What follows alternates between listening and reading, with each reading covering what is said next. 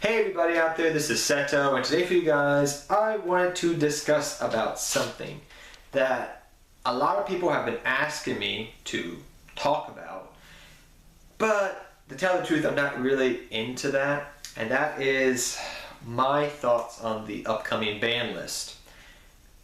I always have people ask me, Seto, why don't you do ban list predictions? What do you think is going to get hit on the ban list? When do you think the ban list is going to come out? I always get these questions, in my comment section all the time. So let's talk about the first ban list that will be coming out probably for this year. Unless Konami, decides not to give us a ban list for an entire year, which has never happened, and I hope that never does happen because that'd be crazy. It'd be kind of fun, but it'd be crazy. But yes, so talking about our first ban list for 2017. What do I think is going to happen? What do I think is going to get hit? What do I think is going to come off? I think this is a scenario right now with this ban list coming out that it could be a whole bunch of different things. So first off, I thought the ban list may come out in three separate things. It was going to come out on one of these three dates. Number one, it was going to come out at the end of December 2016. It did not come out at the end of December 2016, so that didn't work. Number two, it could come out at the end of the month of January 2017, so it could come out at the end of January. We don't know if that's going to happen, but it's plausible. It could come out on the 20th because they always like releasing these ban lists a couple days before the end of the month, usually. Number three, it could not come out until the next main set comes out in early February, mid-February, or technically after the next YCS that happens in February. I believe it is here over in the TCG. So, saying that, there's three different possible scenarios, and all three of those possible scenarios could open Pandora's box as to what does happen on the ban list, what gets hit, what does not get hit.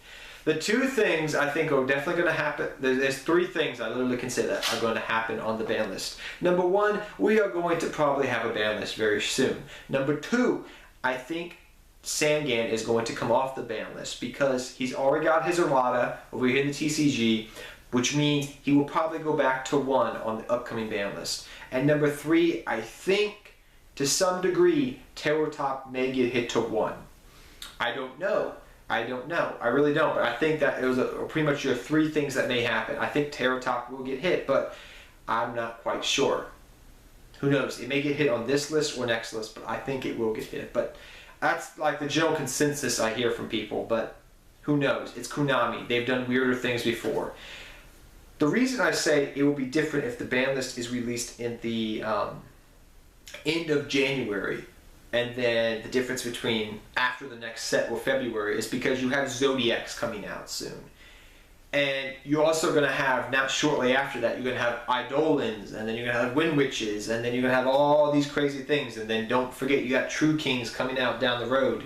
And you also have DDDs coming out soon. So pretty much everything that preceded Zodiacs, to some degree, is going to get power creeped out of the system in a natural process, which happens in the game of Yu-Gi-Oh! It'll just, no longer become meta. It'll become that tier 2 deck, that good deck that can still top, but it's not a great deck, but there are better options and things of that nature. It happens every year. You have this cycle of new stuff coming out and new stuff coming in. Now, Konami has, as people have always pointed out to me, they always, have to press the new product, push the new product, which means old product gets hit. That XYZ deck, all these old things will get hit. The Toads will get hit, Totally Awesome will get hit, something will get hit, Bahamut and Norden will get hit. However, how viable are those decks going to be just a week after that ban list comes out? They're not going to be viable at all, right? It's kind of a scenario, I feel like, harkening back to what happened in 2014, in November of 2014, when Construct got hit to 1.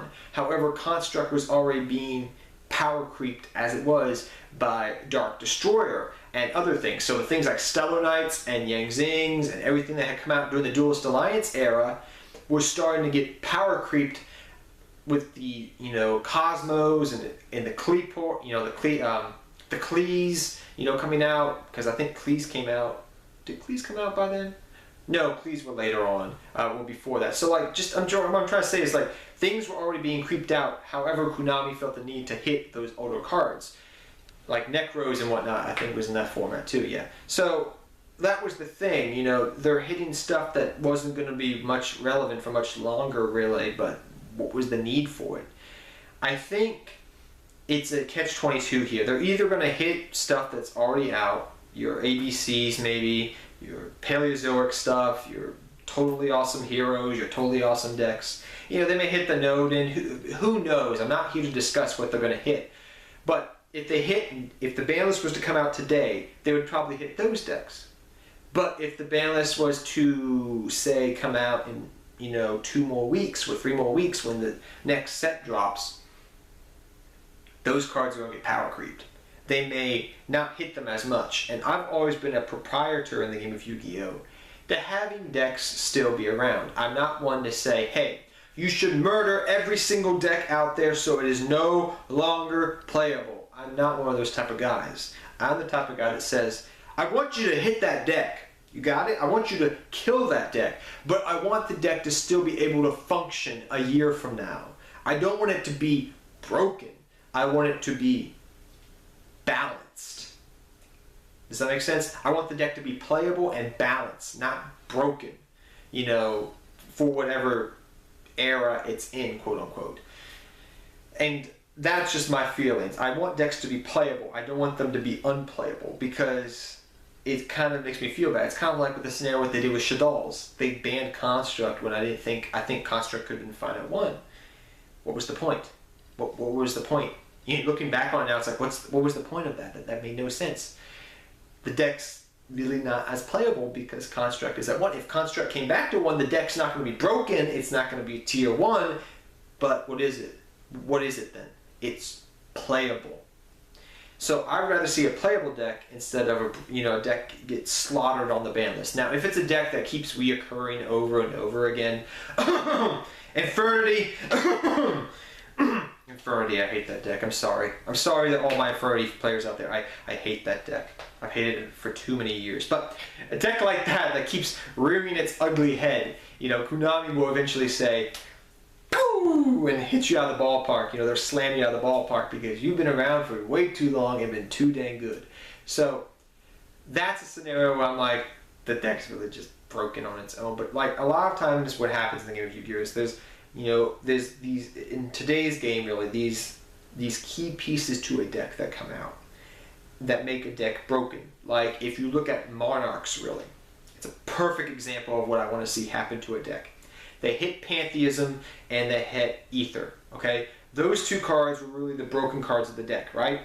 It's not like over in the OCG where they just slaughtered Monarchs and made them unplayable. No, you're still able to play over here in the TCG a different variation of Monarchs, Domain Monarchs, which I've seen be played at my locals still, which does pretty good. So what I'm saying is I want a deck to be like the Monarch hits.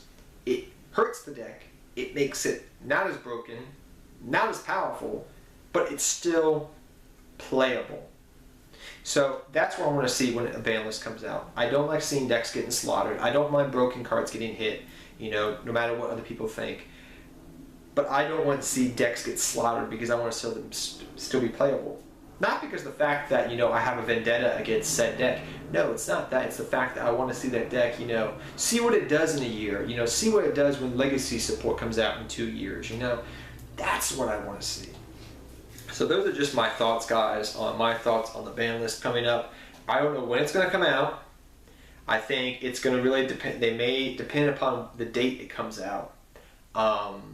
Would determine what they hit really, because they also have a tendency, I've always noticed, that they always drop a ban list after a YCS.